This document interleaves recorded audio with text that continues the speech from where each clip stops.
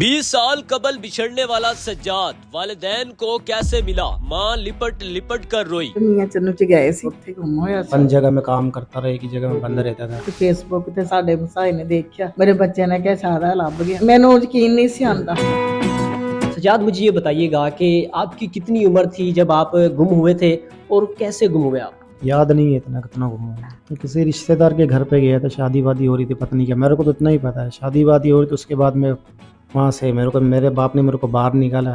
अच्छा। मेरे को बोला मैं दूसरे बेटे को लेके जाता हूँ, तो अपनी दादी के साथ आई हूँ। वहाँ से फिर गुम हो गया, घूमता रहा। फिर एक कोई वो आया था, जेल आया था, उन लोगों ने पकड़ा, अपने पास रखा 2-3 महीना।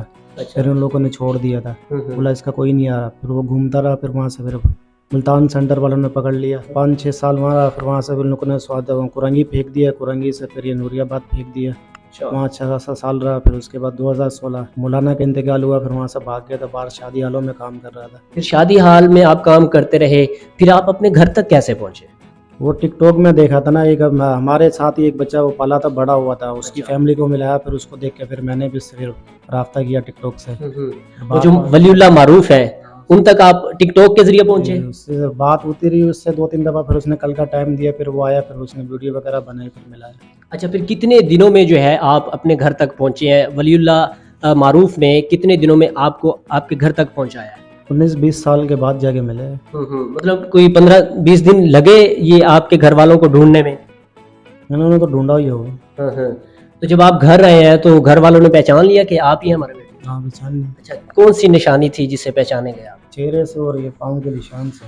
अच्छा, ये भी बचपन का निशान है और ये चेहरे पे पैदाइशी तौर पे है? शुरू से। अच्छा, इस निशान को देख के जो है वो आपके घर वालों ने पहचान लिया? अच्छा, तो मुझे बताएं कि आपके घर वालों ने फिर क्या बताया कि कहाँ कहाँ उन्होंने ढूंढा? इन्होंने तो हर जगह में ढूंढा, पता नहीं कौन कौन सी जगहों में गया है। अच्छा। तो फिर कैसा लगा जब आप अपनी फैमिली तक पहुंचे, माँ बाप को मिले, भाइयों को मिले, बहनों को मिले, कैसा लगा? बहुत अच्छा लगा। अच्छा, तो ये 20 साल का अरसा आप अपनी फैमिली के बगैर कैसे गुजरा आपका? किस तरह से आप फैमिली को याद करते थे, घर आने की कोशिश करते रहे, कैसे रहा? तो ढूंढने की कोशिश करी, 4-5 बार ढूंढने की कोशिश करी। रोता भी रहता था अंदर ही, फिर एक जगह में पड़े रहो। अच्छा। बंद जगह में काम करता रहा, एक ही जगह में बंद रहता था, कहीं जा नहीं सकता, लोगों को देख रहा होता था।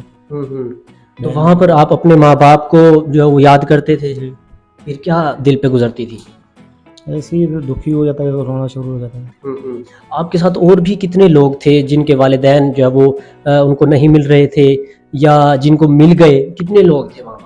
बहुत सारे लोग हैं। अभी ने मेरे को देख के बहुत सारे बंदों ने अभी राफ्ते किए हैं, बहुत सारों ने ताल्लुकात किए हैं। अभी अच्छे खासे 20-25 लोगों को मिल गया, अभी भी इदारे के अंदर पड़े हुए हैं। अच्छा, बहुत सारे इदारे में फिर कैसे जिंदगी गुजरी? खाना वगैरह कैसा मिलता था?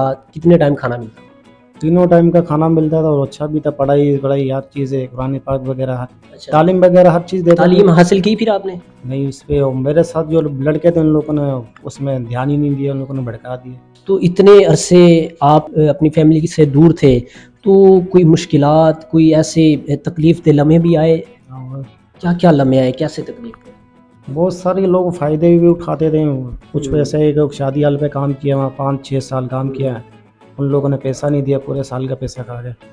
कुछ लोगों ने मजबूरी, कुछ लोगों ने दबाव डालते थे, कोई मारपीट में, कोई किस चीज़ में। अब कैसा लग रहा है? आप घर में रह रहे हैं, जितने दिन आप अब गुजरे हैं आपके, और ये दिन कैसे गुजर रहे हैं? और पिछले तो आप बता ही रहे हैं, कैसे गुजरे? अभी तो सारे बहुत अच्छे गुजर रहे हैं, दोस्त यारों के साथ बहुत अच्छे घूम फिर रहे हैं। शादी की थी आपने? नहीं, अच्छा, अब घर आ गए हैं तो अब शादी का प्रोग्राम है? अभी काम के बाद ही होगा सब, जो भी अच्छा, होगा। ठीक है। तो जाहिर सी बात है जी, अब भाई तो आपके शादीशुदा हैं, अब आप जो है वो कमा रहे हैं। अगर आप यहाँ होते तो आपकी हो चुकी होती। अच्छा, वालदा जब आपको मिली है तो कैसा उसका जो है वो जज्बा था? किस तरह से वो खुशी का इजहार कर रही थी? एक चीज़ बहुत अच्छी खुश, वो तो बहुत खुश हो रही थी, रो भी रही थी, खुश भी हो रही थी, दुखी थी ना, अंदर से टूटी हुई थी। माँ जी, बहुत बहुत मुबारक हो, आपका बेटा जो है वो 20 साल बाद आपको मिल चुका है। आपने तो यकीनन उम्मीदें छोड़ दी होंगी कि अब बेटा नहीं मिलना, तो मुझे बताएं कैसे मिला और किस तरह से गुम हुआ था, और जब घर पहुंचा तो क्या लम्हा था वो, कैसे गुम हुआ? ਉਰੇ ਮੀਆਂ ਚੰਨੂ ਚ ਗਏ ਸੀ ਨਾ, ਇਹਦਾ ਅੱਬੂ ਗਿਆ ਸੀਗਾ ਤੇ ਉੱਥੇ ਗੁੰਮ ਹੋਇਆ ਸੀਗਾ।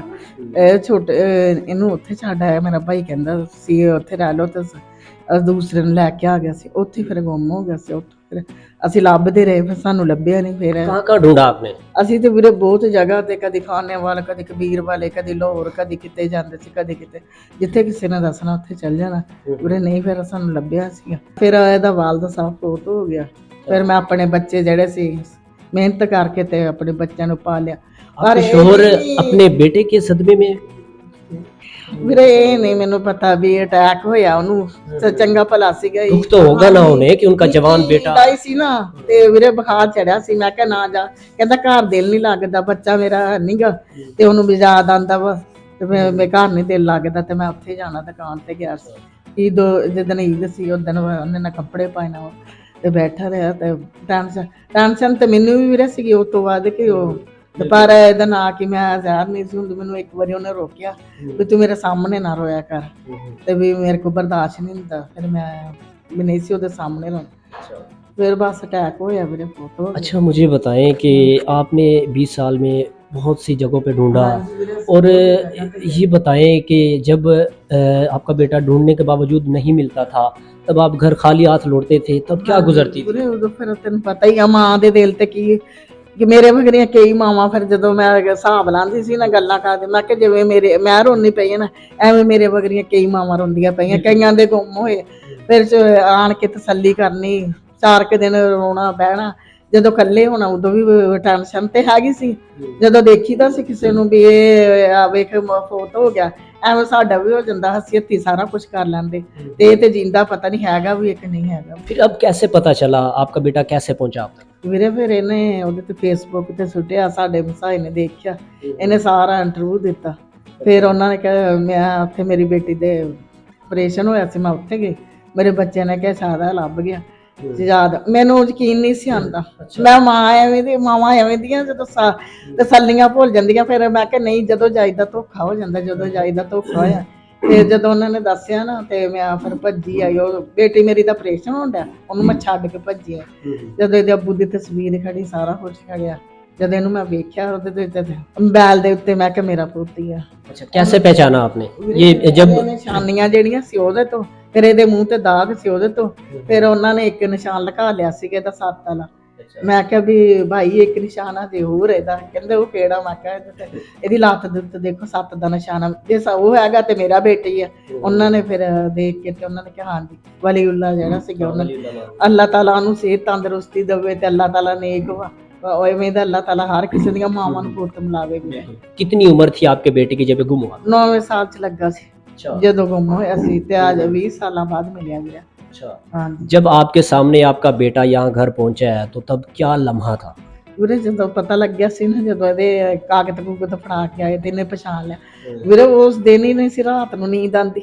ਮਾਂ ਦੀ ਚਾਹਤ ਹੀ ਐਵੇਂ ਦੀ ਹੁੰਦੀ ਆ, ਬੱਚਾ ਆਪਣਾ ਪਰ 20 ਸਾਲਾਂ ਬਾਅਦ ਇੱਕ ਗਹਿਣਾ ਮਿਲਣਾ ਬੱਚੇ ਨੇ ਤੇ ਕਿੱਦਾਂ ਹੁੰਦਾ ਵਾ। ਹਾਂਜੀ ਉਸ ਟਾਈਮ ਫਿਰ ਮੈਨੂੰ ਕਹਿਣ ਤੂੰ ਸੌਂ ਜਾ। ਮੈਂ ਕਿਹਾ ਮੈਨੂੰ ਨੀਂਦ ਨਹੀਂ ਆਉਂਦੀ, ਵੀ ਮੇਰਾ ਦਿਲ ਕਰਦਾ ਕਿਹੜੇ ਵੱਲ ਮੈਂ ਆਪਣੇ ਪੁੱਤ ਕੋਲ ਉੱਡ ਕੇ ਚੱਲੂਗਾ। ਵੀਰੇ ਜਦੋਂ ਔਲਾਦ ਜਿਹੜੀ ਸ਼ਾਹੀ ਅਸੀਂ ਮਿਲਾਦ ਸ਼ਾਹੀ ਅਸੀਂ, ਅੱਲਾਹ ਤਾਲਾ ਹਰ ਕਿਸੇ ਮਾਂ ਨੂੰ ਐਵੇਂ ਮੇਰੇ ਵਗੈਰਾ ਜਿਵੇਂ ਦੀਆਂ ਪੁੱਤ ਮਿਲਾਵੇ, ਅੱਲਾਹ ਤਾਲਾ ਉਹਨਾਂ ਨੂੰ ਵੀ ਕਾਮਯਾਬ ਕਰੇ, ਉਹਨਾਂ ਦੀਆਂ ਦੁਆਵਾਂ ਵੀ। अच्छा, जब आपका बेटा आपके घर पहुंचा आप तब आपने फौरन गले लगाया, रोने लग गई, क्या जज्बात थे? ਉਦੋਂ ਮੇਰੇ ਬੇਟੇ ਨੇ ਮੈਨੂੰ ਪਛਾਣਿਆ ਨਹੀਂ ਸੀ। ਜਦੋਂ ਉੱਥੇ ਗਏ ਨਾ ਮੇਰੇ ਬੇਟੇ ਨੇ ਨਾ ਆਪਣੇ ਅੱਬੂ ਦੀ, ਉਹਨੂੰ ਨਹੀਂ ਸੀ ਨਾ ਦੱਸਿਆ ਤੇ ਮੇਰਾ ਵਾਲਦ ਸਾਹਿਬ ਫੌਤ ਹੋ ਗਿਆ ਤੇ ਉਹਨੂੰ ਨਹੀਂ ਸੀ ਪਤਾ। ਫਿਰ ਮੈਂ ਗਲੇ ਲੱਗੀ ਆ ਤੇ ਨਹੀਂ, ਉਹਨੇ ਵੀ ਇੰਨਾ ਪਛਾਣਿਆ, ਉਹਨੂੰ ਨਹੀਂ ਪਤਾ। ਜਦੋਂ ਅੰਦਰ ਆਏ ਨਾ ਫਿਰ ਉਹਨੂੰ ਪਤਾ ਲੱਗ ਗਿਆ ਵੀ ਮੇਰਾ ਵਾਲਦ ਸਾਹਿਬ ਹੈ ਨਹੀਂ, ਤੇ ਆ ਮੇਰੀ ਭੈਣਾ ਭਰਾਵਾ, ਤੇ ਆ ਮੇਰੀ ਅੰਮੀ ਆ, ਤੇ ਆ ਮੇਰੇ ਰਿਸ਼ਤੇਦਾਰ ਆ ਵੀਰੇ। ਆਖਰ 20 ਸਾਲ ਸੀਗੇ, ਕੋਈ ਬਚਪਨ ਚ ਨਿੱਕਾ ਜਿਹਾ ਤੇ ਬੱਚਾ ਸੀਗਾ। अब आपके घर मौजूद है, अब ये दिन किस तरह से आपके गुजर रहे हैं, और अब उनकी शादी का क्या प्लान किया हुआ है? क्या क्या? ਅੱਲਾ ਦਾ ਸ਼ੁਕਰ ਆ ਵੀਰੇ, ਹੁਣ ਆਦੀ ਸ਼ਾਦੀ ਕਰਾਂਗੇ। ਮੈਂ ਕਿਹਾ ਸਾਰੇ ਭੈਣਾਂ ਭਰਾਵਾਂ ਵੱਲ ਵੇਖਦੇ ਤੇ ਛੋਟੀਆਂ 2 ਭੈਣਾਂ, ਉਹਨਾਂ ਦੇ ਬੱਚੇ, ਤੇ ਅਸੀਂ ਕਿਹਾ ਵੀ ਤੈਨੂੰ ਨਾ ਦੱਸ ਤੇਰਾ 6 ਮਹੀਨੇ ਨਾ ਭਾਵੇਂ ਅਸੀਂ ਵੀ ਪਹਿਲੋਂ ਕਰ ਦਾਂਗੇ, ਅੱਲਾਹ ਤਾਲਾ ਤੇਰੇ ਵੀ ਜਿਵੇਂ ਭੈਣ ਭਰਾਵਾਂ ਦੇ ਵਿੱਚ ਤੈਨੂੰ ਵੀ ਅਸੀਂ ਮੈਂ ਕਿਹਾ ਖੁਸ਼ ਕਰਾਂਗੇ। ਤੇ ਮੈਂ ਵੀਰੇ ਹੁਣ ਅੱਲਾਹ ਤਾਲਾ ਸ਼ੁਕਰ ਅੱਲਾਹ ਦਾ शुक्र अदा करने के कुछ सजदे भी किए हैं, कोई नफल अदा किए ਵੀਰੇ हैं? ਅਸੀਂ ਮੈਂ ਰੋਜ਼ਾਨਾ ਨਫਲ ਪੜ੍ਹਦੀ ਹਾਜਤ ਦੇ ਤੇ ਸ਼ੁਕਰਾਨੇ ਦੇ। ਮੈਨੂੰ ਕਿਸੇ ਨੇ ਦੱਸਿਆ ਸੀਗਾ ਤੂੰ ਨਫਲ ਪੜਿਆ ਕਰ। ਜਦੋਂ ਵੀ ਮੈਂ ਤਈਏ 'ਚ ਵੀ ਪੜ੍ਹਦੀ ਹਾਂ, ਅੱਗੋਂ ਪਿੱਛੋਂ ਵੀ ਪੜ੍ਹਦੀ ਹਾਂ, ਹਰ ਨਮਾਜ਼ ਦੇ ਨਾਲ ਨਾ ਆਪਣੇ ਬੱਚੇ ਵਾਸਤੇ ਨਫਲ ਪੜ੍ਹਦੀ ਹੁੰਦੀ ਸੀ अच्छा ਵੀ ਜਿੱਥੇ ਹੋਵੇ ਮੇਰਾ ਬੱਚਾ ਨਾ ਅੱਲਾਹ ਤਾਲਾ ਮੈਨੂੰ ਮਿਲਾਵੇਗਾ ਜ਼ਰੂਰ ਇੰਸ਼ਾਅੱਲਾ।